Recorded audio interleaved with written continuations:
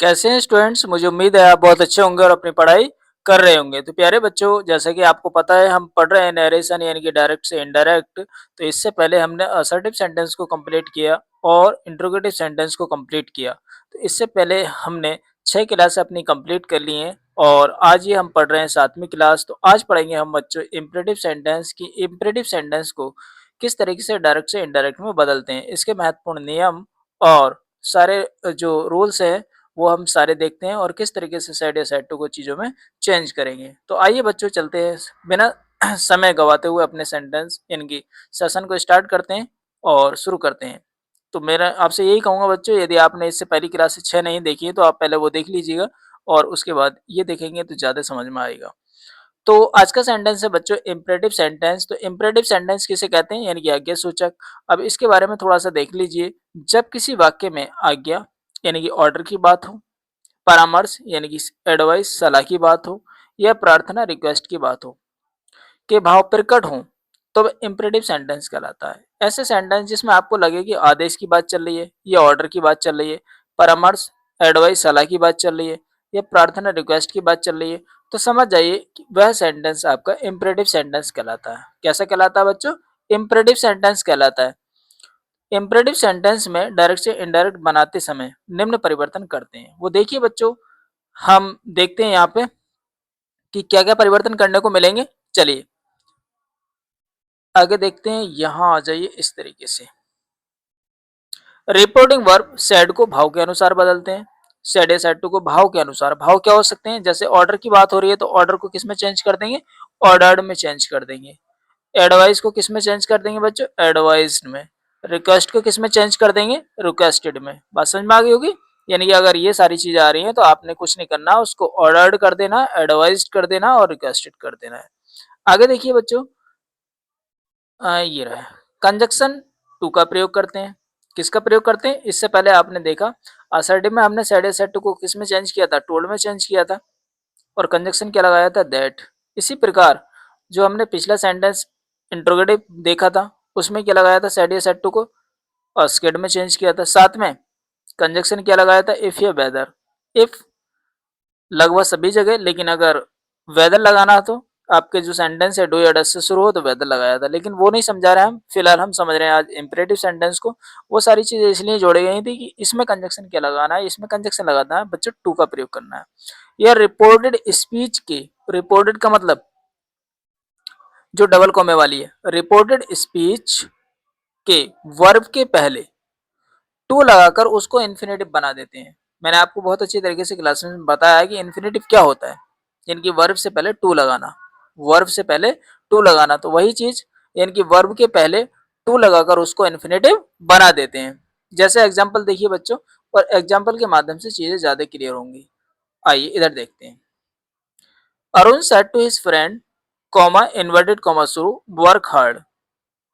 तो जाहिर सी बात है दोस्त एक दूसरे से एक दोस्त दूसरे दोस्त को क्या लगभग लगभग सलाह ही देता है। तो Arun advised his friend. Said सेटो को किस में चेंज करेंगे बच्चों? थोड़ा भाव देखिएगा, मैं ऊपर लिखा है मैंने कि सेंटेंस को रिपोर्टिंग वर्ब को उसके सेड या सेड टू को किस में चेंज करेंगे? भाव के अनुसार। तो इसमें ऐसा लग रहा है जैसे Arun said to his friend work hard. जाहिर सी बात है सलाह की बात कर रहा है बच्चों। किसकी बात कर रहा है? सलाह की बात कर रहा है। तो अरुण एडवाइज्ड हिज फ्रेंड, आगे कंजक्शन टू लगा दो चाहे तो इस तरीके से, लेकिन आगे वर्क हार्ड वर्ब लगा हुआ है। और वर्ब आप ऐसे भी जोड़ सकते हो, चाहे इसको इस तरीके से समझ लो, वो उस वर्ब से पहले टू लगा दीजिए या फिर आप इन दोनों को हटा के कंजक्शन के रूप में टू लगा दीजिए। तो बात दोनों तरफ से दोनों तरीके से समझ लीजिए, चाहे आपको जो भी अच्छा लगे उस तरीके से कर लीजिए। Arun advise his friend to work hard. तो इस तरीके से आप इस सेंटेंस को बनाएंगे। आगे देखिए बच्चों, ये रहा अगला सेंटेंस। रिपोर्टेड स्पीच के वोकेटिव केस के नाउन को रिपोर्टिंग वर्ब का ऑब्जेक्ट बना देते हैं। ये बात बहुत समझने वाली चीज है। क्या है देखिए, पहले तो ये समझ लेते हैं वोकेटिव केस क्या होता है। The teacher said comma inverted comma शुरू सिट डाउन, कॉमा लगाया बॉयज इन्वर्टेड कॉमा क्लोज और बाद में फुल स्टॉप, बाद में फुल स्टॉप। अब यहाँ पर देखा आपने बच्चों, यहाँ देखिए जरा ध्यान से। द टीचर सेड, ये जो वॉइस होना चाहिए था वो यहाँ पर होना चाहिए था, इस कॉमे से पहले, और हमने ये रख दिया किसमें, दूसरे क्लॉज में उठा के या दूसरी स्पीच में उठा के। बात समझ में आ रही है, यहाँ पर उठा के रख दिया। तो तो यहाँ पर एक मिनट रुकिए जरा, एक मिनट में। तो बच्चों देखिए, जैसे कि हमने समझा vocative case, the teacher said sit down boys. तो ये जो बॉयज है वो कहाँ होना चाहिए, सेड के बाद होना चाहिए। तो हमारा इस क्लॉज में लिखा हुआ है, तो इसको क्या करेंगे, रिपोर्टेड स्पीच के वोकेटिव केस के नाउन को, इस नाउन को रिपोर्टिंग वर्ब का ऑब्जेक्ट बना देते हैं, यानी कि इसका ऑब्जेक्ट बना दीजिए आप। यहां से उठाइए इसको और इसके साथ लगा दीजिए। द टीचर ऑर्डर्ड, जैसा कि आपको पता है टीचर क्या करते हैं, अक्सर ऑर्डर ही देते हैं, आदेश ही देते हैं बच्चों के लिए, तो एक प्रकार का। तो the teacher ordered the boys, ये जो बॉयज है ना, तो हमने यहाँ पर ले लिया। आगे sit down to sit down. बात समझ में आ गई। तो इस तरीके से हम इस सेंटेंस को बना देंगे। The teacher ordered the boys, boys हमने यहाँ पे ले लिया। अब उसके बाद कंजक्शन क्या लगाएंगे, इन दोनों को हटाएंगे, टू लगा देंगे। सिट डाउन, सिट ऐसे लिख दिया, डाउन ऐसे लिख दिया। बात समझ में आ गई होगी। तो आगे समझते हैं बच्चों। जब रिपोर्टेड स्पीच नकारात्मक हो या डू नॉट से शुरू हो तो इस प्रकार परिवर्तन करते हैं, यानी कि रिपोर्टेड स्पीच का मतलब डबल कॉमे वाली। जब रिपोर्टेड स्पीच नकारात्मक हो या डू नॉट से शुरू हो तो इस प्रकार परिवर्तन करते हैं। रिपोर्टिंग वर्ब को फॉरवर्ड में बदलते हैं। बात समझ में आ रही है। जब आपको डू नॉट दिखाई देगा तो डू नॉट को किस में चेंज कर देंगे बच्चों, फॉरवर्ड में। किस में चेंज करेंगे, फॉरवर्ड में। ये रहा, फॉरवर्ड में बदल देते हैं। तथा डू नॉट को हटा देते हैं, यानी कि डू नॉट के स्थान पर आप क्या लगाएंगे, फॉरवर्ड लगाएंगे। मैं चलो थोड़ा सा हाईलाइट कर देता हूं, ये रहा। इस डू नॉट को क्या कर देंगे, डू नॉट को फॉरवर्ड में बदलते हैं, डू नॉट को हटा देते हैं। रिपोर्टेड स्पीच के वर्ब से पहले टू लगा देते हैं कंजक्शन के रूप में, आपको पता ही है। एग्जाम्पल देखिए जरा, ये रहा example. The teacher said to the boys, the teacher said to the boy, comma लगा दिए, इन्वर्टेड कॉमा लगा दिए। Do not make a noise, do not make a noise. अच्छा आप मुझे बताओ, मैंने आपको समझाया कि डू नॉट अगर सेंटेंस में आ जाए तो डू नॉट को किस में चेंज कर देते हैं, रिपोर्टिंग वर्ब को फॉरवर्ड में बदल देते हैं। जहां आप क्या लगा रहे, ऑर्डर लगा रहे थे, रिक्वेस्टेड लगा रहे थे, तो उन सारी चीजों को हटाकर आप डू नॉट के स्थान पर क्या लगाएंगे, फॉरवर्ड लगाएंगे। The teacher forbade the boy to make a noise, to make a noise. बात क्लियर हो गई। आपने कुछ नहीं करना है, यदि आपको सेंटेंस में डू नॉट लग रहा है तो डू नॉट के स्थान पर आप यहाँ सेड या सेड टू को किस में चेंज करेंगे, फॉरवर्ड में चेंज करेंगे। और आगे ऐसे लिख देंगे द बॉय, जो ऑब्जेक्ट है उसके साथ सेड या सेड टू को फॉरवर्ड में बदल दिया, कंजक्शन टू लगा दिया। आगे मेक अ नॉइज ऐसे लिख देंगे, make a noise. The teacher forbade the boy, teacher ने बच्चों से मना किया टू मेक अ नॉइज, यानी कि शोर मचाने के लिए। अब उस सेंटेंस में देखिए, the teacher said to the boy, teacher ने बच्चों से कहा, ये लड़कों से कहा, do not make a noise, शोर मत मचाओ, शोर मत मचाओ। बात समझ में आ गई होगी। आगे देखिए जरा, रिपोर्टिंग वर्ब सेड को भाव के अनुसार ऑर्डर्ड, एडवाइज्ड या रिक्वेस्टेड में बदल दिया जाता है, लेकिन इसमें रिपोर्टेड स्पीच में से केवल डू हटता है और नॉट के बाद टू इन्फिनेटिव का प्रयोग किया जाता है। बात कुछ समझ में आ रही है। अगला नियम ये है, रिपोर्टिंग वर्ब सेड को भाव के अनुसार ऑर्डर्ड, एडवाइज्ड या रिक्वेस्टेड में बदल दिया जाता है, लेकिन इसमें रिपोर्टेड स्पीच में से केवल डू हटता है और नॉट के बाद टू इन्फिनेटिव का प्रयोग किया जाता है। अगला नियम है बच्चों ये, देखिए कैसा। अब सेंटेंस के माध्यम से समझिए इसको। My father said to me do not waste your time, my father said to me do not waste your time. Do not waste your time का, अब ये इसमें क्या बताया कि डू नॉट लग रहा है, वेस्ट योर टाइम लग रहा है, तो इसका क्या करेंगे, डू हटा देंगे। यही सारी बात इसमें लिखी है।